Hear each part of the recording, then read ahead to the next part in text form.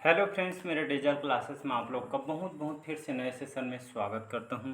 तो हम यहाँ पे इंडियन जियोग्राफी जो भारत के भूगोल यहाँ पे हम कवर कर रहे थे। इसके पिछले क्लासेस में मैं 120 क्वेश्चन कवर कराया था। लगभग 8 पार्ट भारत के जो भूगोल के 8 पार्ट अपलोड हो चुके हैं। सभी एग्जाम के लिए इम्पोर्टेंट, कोई भी अगर एग्जाम के प्रिपरेशन कर रहे होंगे, जो भारत का जो भूगोल जो इंडियन जियोग्राफी लगभग सभी सिलेबस में आपको पढ़ना पड़ेगा। तो यहाँ पे जितना भी इम्पोर्टेंट क्वेश्चन हो सकता है सारे को मैं इसमें इंक्लूड किया हूँ। साथ ही जितना भी जो कंटेंट जो क्वेश्चन तैयार किया गया है, सभी आपके लूसेंट से क्वेश्चन को तैयार किया गया है। सभी जो एग्जाम में कोई ना कुछ एग्जाम में क्वेश्चन यहाँ से पूछे गए हैं और बहुत सारे क्वेश्चन यहाँ से रिपीट किया जाता है। रिपीट क्यों क्यों किया जाता है? तो रिपीट इसलिए किया जाता है, आप लोग गलत आंसर लगाते इसलिए एग्जामिनर होता है, बहुत यहाँ पे क्वेश्चन को रिपीट किया जाता है। तो चलिए सेशन को बढ़ाते हैं आगे। पहले बार आए तो चैनल को प्लीज़ सब्सक्राइब करके रख लीजिएगा ताकि नोटिफिकेशन यहाँ पे आप तक यहाँ पे पहुँच जाए। तो सभी प्रतियोगिता परीक्षा के लिए आप पे भूगोल जो है इम्पोर्टेंट है। स्टार्ट करते हैं सेशन आज का। तो 120 क्वेश्चन मैं कवर करा चुका हूँ। तो 121वां क्वेश्चन हमारा विश्व का सबसे बड़ा महाद्वीप आपका कौन सा है? एशिया का, अफ्रीका का, उत्तरी अमेरिका का या दक्षिणी अमेरिका का? तो विश्व का सबसे बड़ा जो महाद्वीप आपका एशिया का है। याद रखिए, एशिया का जो आपका जो महाद्वीप है, सबसे विश्व का ये आपका सबसे बड़ा महाद्वीप है एशिया, इसको याद रखिएगा। अगर ये देखेंगे इसका क्षेत्रफल अगर देखेंगे तो आपका ऐसे याद रखेंगे 100 किलोमीटर। ऐसे याद करेंगे तो आपको जल्दी 100 किलोमीटर के आसपास ये आपका एशिया का ये आपका महाद्वीप फैला हुआ है, जो कि विश्व का सबसे बड़ा महाद्वीप इसको कहा जाता है। जो कि ये यहाँ पर पृथ्वी के लगभग कुल भूमि का जो क्षेत्र का लगभग 1/3 है। याद रखिए, अगर पृथ्वी के जो कुल जो भूमि का जो क्षेत्रफल अगर देखेंगे तो लगभग 1/3 भाग यहाँ से कवर करता है। तो इसका जो करेक्ट आंसर हो जाएगा ए ऑप्शन करेक्ट आंसर हो जाएगा। अगला क्वेश्चन देखते हैं यहाँ पे। अगला क्वेश्चन देखते हैं, विश्व का सबसे बड़ा एवं गहरा महासागर कौन सा है? अटलांटिक महासागर, प्रशांत महासागर, भारतीय या आपके आर्कटिक महासागर? तो इसका जो करेक्ट आंसर हो जाएगा प्रशांत महासागर। कई बार अलग अलग एग्जाम में क्वेश्चन पूछा गया है।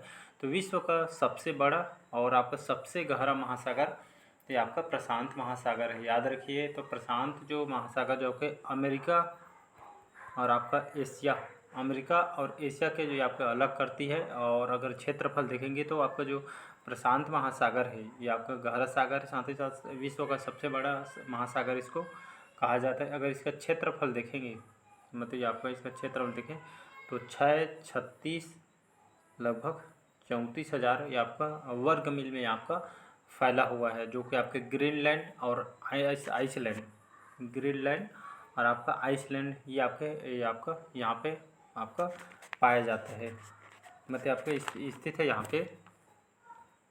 अगला क्वेश्चन देखते हैं यहाँ पे, पीली नदी निम्नलिखित किस देश से होकर गुजरती है? चाइना से, रूस से, मंगोलिया से या कंबोडिया से? तो इसका जो करेक्ट आंसर हो, जो पीली नदी इसको यांगहो, जो पीली जो नदी है इसको हांगहो नदी भी कहा जाता है। याद रखिएगा, तो हांगहो नदी या पीली नदी, तो हांगहो नदी और पीली नदी आपको किस देश से होकर गुजरती है? तो आपका चाइना नदी से होकर गुजरती है। तो हाँ, इसको चाइना में हांगहो बोला जाता है। तो पीली नदी और हांगहो नदी कौन से देश से होकर गुजरती है? चाइना से होकर आपका गुजरती है आपका पीली नदी, इसको कहा जाता है। तो इसको याद रखिए, आपके चीन से होकर अगर ये आपके बहती है और लगभग इसका 2544 किलोमीटर इसका एरिया है। आपका जो पीली नदी है, ये जो हांगहो नदी है, इसका एरिया 2544 किलोमीटर इसकी लेंथ है।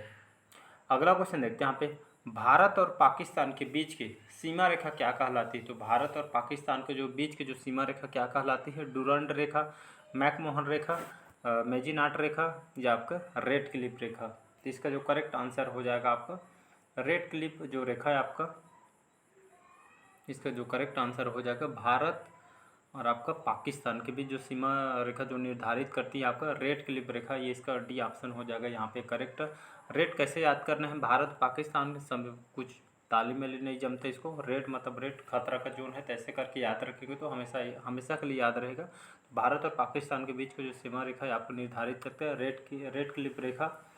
इसको जो है आपका जो रेड क्लिफ जो रेखा है आपका 17 अगस्त सन आपका 1947 में सीमा जो है आपका खींची, इस रेखा को यहाँ पे खींची गई है। तो इसको याद रखिए। यहीं देखते हैं मैकमोहन रेखा। मैकमोहन जो रेखा आपके जो सीमा रेखा ये आपके कौन कौन से देश के बीच आपके स्थित है? तो मैकमोहन जो रेखा है ये आपका भारत और आपका चाइना, तो भारत और चाइना के बीच ये आपका सीमा रेखा निर्धारित करती है मैकमोहन रेखा। और आपका जो डूरंड रेखा, ये सारे आपको एग्जाम में क्वेश्चन पूछा गया है। तो डूरंड रेखा अफगानिस्तान और आपका इंडिया, याद रखें अफगानिस्तान और इंडिया के बीच ये जो सीमा रेखा खींची गई है, डूरंड रेखा अफगानिस्तान और भारत के बीच ये रेखा साझा मतलब ये आपकी खींची गई है, तो इसी को ही डूरंड रेखा बोला जाता है। डूरंड रेखा और पाकिस्तान भी खींची गई है, वो अलग है, लेकिन हमारे भारत और अफगानिस्तान के बीच जो डूरंड रेखा यहाँ पे खींची गई थी, इसको याद रखना है। साथ ही साथ यहाँ पे एक छूट रहे आपका मैगीनाट, इसको मैगीनाट रेखा बोला जाता है। तो मैगीनाट जो रेखा आपका है क्या? तो मैगीनाट जो रेखा है ये आपका जो मैगीनाट रेखा कौन कौन से देश के रेखा है? ये आपके फ्रांस हो गए और आपके जर्मनी, फ्रांस और जर्मनी की ये आपका जो मैगीनाट जो रेखा इसको खींची गई है। तो और ये जो रेखा है मैगीनाट जो रेखा है आपका एक आपके रक्षात्मक रेखा है, जो कि आपका रक्षा से संबंधित है, जो आपके फ्रांस और जर्मनी के बीच इसको खींची गई है। तो इसको याद रखें, इसको 1930 में इस रेखा को खींची गई है, एक रक्षात्मक ये आपका रेखा है। तो इसको याद रखिएगा, एग्जाम में बार बार यहाँ से क्वेश्चन पूछा जाता है। अगला क्वेश्चन है, निम्नलिखित में से किस देश का जो जनसंख्या घनत्व सबसे ज़्यादा है? निम्नलिखित में से किस देश का जनसंख्या घनत्व सबसे ज़्यादा अधिक है? चाइना का, फिलीपींस का, भारत का या नाइजीरिया का? तो कौन सा देश का जनसंख्या घनत्व सबसे ज़्यादा है? तो हमारे इसका जो करेक्ट आंसर हो जाएगा भारत, इसका करेक्ट आंसर हो जाएगा। तो ये आपका जो भारत की जो जनसंख्या घनत्व ये आपका सबसे अधिक है। और यहाँ पे देखेंगे तो भारत की जो जनसंख्या घनत्व जो आपके 2011 के सर्वे के अनुसार मैं बता रहा हूँ, तो लगभग 382, इसको याद रखें 382 प्रति आप जो व्यक्ति प्रति वर्ग किलोमीटर ये आपका जनसंख्या घनत्व है भारत की। तो इसको याद रखिए, एग्जाम में क्वेश्चन पूछा जाता है। तो 382 ये आपका जनसंख्या घनत्व है भारत की। और यहाँ पे 10 की वृद्धि देखेंगे तो भारत की 17.72 ये आपके 10 की वृद्धि है भारत की। साक्षरता दर यहाँ पे कितना है? अगर मेल का देखेंगे, मेल का साक्षरता दर भारत के कितना है? पुरुष का जो पुरुष है ये आपका 74.04 ये आपका मेल का है, पुरुषों का ये आपका साक्षरता दर है। और फीमेल का जो महिलाओं का अगर देखेंगे तो महिलाओं के लिए आपका 65.48 जो % यहाँ पे महिलाओं का है। तो इसको याद रखिएगा। तो पुरुष का 74.04 और महिलाओं का 65.48 ये आपका महिला का है। और पुरुष से दोनों को याद रखिए। यहाँ से क्वेश्चन आपके बहुत बार रिपीट किया गया है। मेरे को कमेंट सेक्शन में बताइए कि भारत की जनसंख्या अभी जो पॉपुलेशन है कितनी है, कमेंट बॉक्स में। आज का क्वेश्चन आपके लिए, तो यहाँ के जो पॉपुलेशन कितना है कमेंट बॉक्स में बताइएगा। 2011 के सर्वे के अनुसार, जो भी एग्जाम में पूछा जाता है 2011 के सर्वे के अनुसार पूछ। अगला क्वेश्चन देखते हैं, मेंडर्स के द्वारा निर्मित विशेषताएं हैं, ग्लेशियर, नदियाँ, हवाएं, महासागरीय जल। तो इसका जो करेक्ट आंसर हो जाएगा, तो मेंडर्स के द्वारा जो निर्मित क्या विशेषता बताई गई थी? तो नदियों के बारे में ये आपका बताए गए थे विशेषता, नदियों के बारे में इसका यहाँ पे इसकी जो विशेषता मेंडर्स के द्वारा इसको बताई गई थी। तो ये आपके नदी मार्ग कैसे बनाती है, इसके क्या क्या विशिष्ट भू आकृति वगैरह, झील के मतलब सभी ये नदियों के बारे में जो इन्होंने एक विशेषता दी थी, जिसके मेंडर्स के द्वारा ये आपको विशेषता इनके द्वारा नदी के बारे में जो विशेषता बताई गई थी इनके द्वारा, तो इसको याद रखिएगा। अगला क्वेश्चन देखते हैं यहाँ पे, निम्नलिखित कौन सी जो नदी है, निम्नलिखित कौन सी जो नदी भूमध्य रेखा को 2 बार पार करती है? नील नदी, अमेजन नदी, कांगो नदी या आपका लिम्पोपो नदी? तो इसका जो करेक्ट आंसर हो जाएगा यहाँ पे, तो निम्नलिखित कौन सी जो नदी जो भूमध्य रेखा को 2 बार पार करती है? अगला क्वेश्चन देखते हैं, निम्नलिखित कौन सी जो नदी भूमध्य रेखा को 2 बार पार करती है? नील नदी, अमेजन नदी, कांगो नदी या लिम्पोपो नदी? तो कौन सी नदी भूमध्य रेखा को 2 बार पार करती है? ये आपका कांगो नदी इसका करेक्ट आंसर हो जाएगा। याद रखें, कांगो नदी जो कि ये जो आपका भूमध्य रेखा 2 बार ये आपका पार करती है। तो कांगो नदी अगर देखेंगे तो आपका 4370 ये आपका किलोमीटर इसकी लंबाई है। तो यहाँ पे कई बार एग्जाम में क्वेश्चन पूछा है, कांगो नदी याद रखिएगा। तो यहाँ पे जो नदी भूमध्य रेखा को 2 बार यहाँ पे काटती है।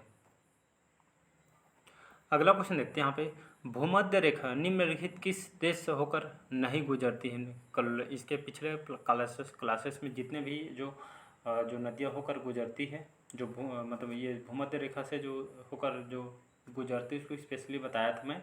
तो भूमध्य रेखा से कौन से देश से हो, या जो निम्नलिखित किस देश से होकर नहीं गुजरती है, यहाँ पे कौन से देश से होकर नहीं गुजरती है? Kenya, Mexico, Indonesia, Brazil. तो इसका जो करेक्ट आंसर हो जाएगा केन्या, और आपके साथ एक जो इंडोनेशिया है, ये देश से होकर यहाँ पे जो भूमध्य रेखा यहाँ पे गुजरती नहीं। बाकी मैक्सिको, इंडोनेशिया, ब्राज़ील, यहाँ पे बहुत सारे जो देश यहाँ पे इससे होकर गुजरती। बाकी जो केन्या और ये जो इंडोनेशिया वगैरह है, ये इससे यहाँ से नहीं गुजरती है। तो इसको याद रखिएगा। अगला देखते हैं, ग्रैंड कैनियन स्थित है कोलोराडो नदी में, मिसिसिपी नदी में, या आपके हडसन नदी में, या राइन नदी में। तो इसका जो करेक्ट आंसर हो जाएगा कोलोराडो नदी, इसको कोलोराडो नदी बोला जाता है। तो आपका ग्रैंड कैनियन आपका है क्या? ये आपका घाटी है, याद रखिएगा।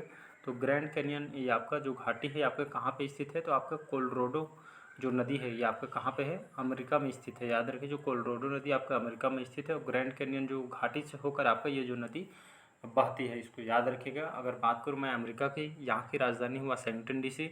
जो बाइडेन यहाँ के राष्ट्रपति हैं, और यहाँ के जो उपराष्ट्रपति हैं कमला हैरिस, जो कि हमारे भारतीय मूल के हैं, जो कि यहाँ के उपराष्ट्रपति हैं। तो इसको याद रखिएगा।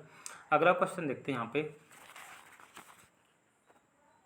अगला क्वेश्चन देखते हैं, भूमध्य सागरीय क्षेत्र में भारी वर्षा होती है। तो भूमध्य सागरीय क्षेत्र में भारी वर्षा होती है आपके ग्रीष्म में, सर्दी में, या आपके बसंत में, या आपके शरद ऋतु में। तो अगर देखेंगे जो भूमध्य जो सागरीय क्षेत्र में वो वर्षा भर जो भारी वर्षा कौन से समय होती है? तो ये आपके सर्दी में, आपका शीतकालीन बोला जाता है। तो शीतकालीन में वर्षा होती है।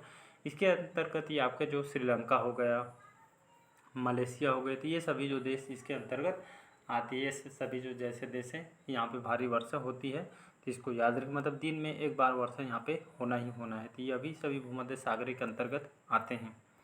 अगला क्वेश्चन देखते हैं यहाँ पे, पाक जल संधि भारत को किस देश से अलग करती है? श्रीलंका को, बांग्लादेश को, म्यांमार को, या थाईलैंड को। तो इसका जो करेक्ट आंसर हो जाएगा श्रीलंका होगा। तो पाक जल जो संधि भारत को किस देश से आपका अलग करती है? तो श्रीलंका से आपका अलग करती है, याद रखिएगा। अगर पाक जल संधि जो कि भारत के जो पाक जल संधि जो है आपका, ये आपके इंडिया के भारत के जो तमिलनाडु राज्य और आपका श्रीलंका, तमिलनाडु राज्य भारत के जो तमिलनाडु राज्य और श्रीलंका के जो उत्तरी प्रांत में आपका जो जाफना जिले के बीच में स्थित एक आपका जल संधि है। तो इसको याद रखिएगा। तो किसको अलग करती है? तो श्रीलंका को यहाँ पे अलग करती है। तो ये आपका एक जल संधि है। तो इसको याद रखिएगा। अगला क्वेश्चन है, मोस्ट इम्पोर्टेंट है, चिल्का झील ये आपका कहाँ पे स्थित है? उड़ीसा में, महाराष्ट्र, राजस्थान, या आपके आंध्र प्रदेश में। तो इसका जो करेक्ट आंसर हो जाएगा उड़ीसा, इसका करेक्ट आंसर हो जाएगा। तो चिल्का जो लेक है, जो चिल्का झील इसको बोला जाता है, तो ये आपका कहाँ पे स्थित है? उड़ीसा में स्थित है। और ये आपके जो पुरी नाम सुने होंगे, पुरी जो जगह है भगवान जगन्नाथ जी का मंदिर है, तो यहाँ पे आस पास में आपके स्थित यहाँ के ज़िले में। तो पुरी के आसपास स्थित है चिल्का लेक, गए भी होंगे। तो आपके यहाँ पे कई धाराओं में आपके बहती है चिल्का लेक, और ये आपके पूर्व में आपके बंगाल की खाड़ी में भी बहता है चिल्का लेक। और ये आपके खास करके जैविक विविधता के कारण आपके बहुत ही प्रसिद्ध है चिल्का झील। तो इसको याद रखिएगा। और उड़ीसा से बहुत सारे क्वेश्चन बनते हैं।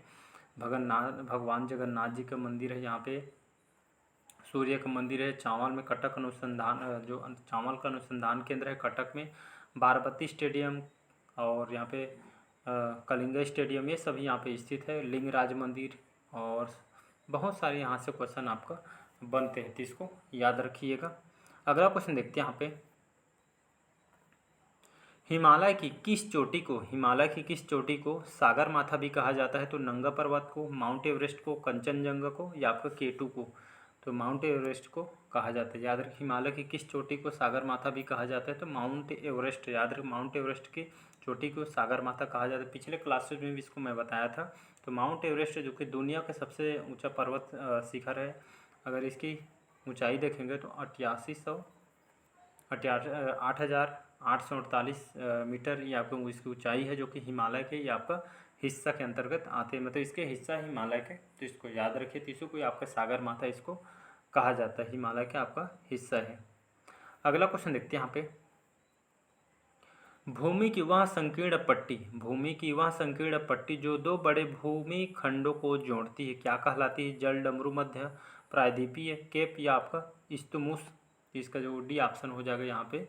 तो भूमि की जो आपका जो संकीर्ण जो पट्टी जो दो बड़े भूमि जो खंड होती है उसको जोड़ने का जो काम करती है आपका कहलाती है इस्तमुस कहलाती है। याद रखिए आपके जियोग्राफी के एक शब्द है जिसका डी ऑप्शन यहाँ पे करेक्ट आंसर। तो भूमि जो अलग अलग जो खंड होती है इसको जोड़ने का जो संकीर्ण पट्टी, इससे ये आपका इस्तमुस कहलाता है। अगला क्वेश्चन देखते हैं, प्रायद्वीपीय भारत की सबसे ऊंची जो पर्वत चोटी कौन से है? प्रायद्वीपीय भारत की सबसे ऊंची पर्वत चोटी कौन सा है? डोडा बेट्टा, महेंद्रगिरी या आपके अनामुड़ी या आपका नीलगिरी। तो इसका जो करेक्ट आंसर हो जाएगा अनामुड़ाई इसका करेक्ट आंसर, अनाईमुड़ी इसको बोला जाता है। तो अनाई जो मुड़ी है जो कि प्रायद्वीपीय भारत के सबसे ऊंची चोटी इसको कहा जाता है। अनाई मुड़ी अगर देखेंगे तो आपको पश्चिम घाट की एक पर्वत है अनाई मुड़ी। और अगर देखेंगे तो आपके कौन से स्टेट में स्थित है? तो आपका केरल में आपका स्थित है। याद है अनाई मुड़ी जो है केरल में स्थित है। अगर इसकी ऊंचाई देखेंगे तो 2695 जो मीटर इसकी ऊंचाई है, तो इसको याद रखिएगा। तो चलिए आज के जो सेशन यहीं तक रखते हैं। तो आज का सेशन कैसा लगा कमेंट करके ज़रूर बताइएगा। पहले बार आए तो चैनल को प्लीज़ सब्सक्राइब करके रख लीजिएगा ताकि नोटिफिकेशन आप तक यहाँ पे पहुँच पाए।